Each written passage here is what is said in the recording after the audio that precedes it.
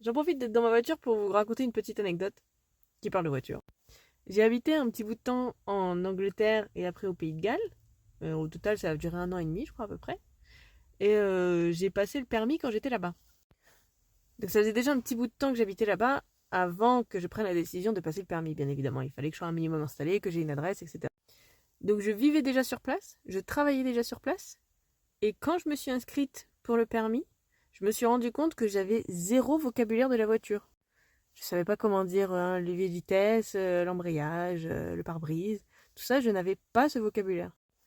Alors que je vivais déjà sur place depuis un petit bout de temps, que je travaillais sur place, donc j'étais une adulte parfaitement fonctionnelle dans le monde anglophone dans lequel j'étais, mais ce vocabulaire de la voiture, je l'avais pas.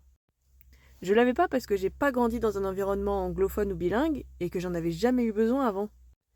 Donc, avant de commencer même le code, les leçons de conduite, tout ça, j'y ai fait mes petites listes de vocabulaire de la voiture, de la route, des panneaux de signalisation, etc.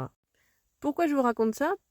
Parce que quand on se met ou on se remet à apprendre l'anglais, on a l'impression d'avoir une espèce de montagne énorme face à soi, parce qu'on se dit oh, mais je serai jamais aussi à l'aise en anglais qu'en français. Et c'est fort probable que cette réflexion soit vraie. Mais ce que je veux vous dire, c'est que c'est pas grave en fait. Vous n'avez pas besoin d'être aussi à l'aise en anglais qu'en français. Vous n'avez pas besoin d'avoir tout le vocabulaire que vous avez en français en anglais. Même en vivant sur place, en bossant sur place, j'avais pas, et j'ai toujours pas d'ailleurs, tout le vocabulaire que j'ai en français. Et c'est pas grave. L'important, c'est d'apprendre ce qui vous est utile à l'instant T. Et si vous avez besoin d'enrichir votre vocabulaire un peu plus tard, eh ben, vous l'enrichirez. Voilà tout.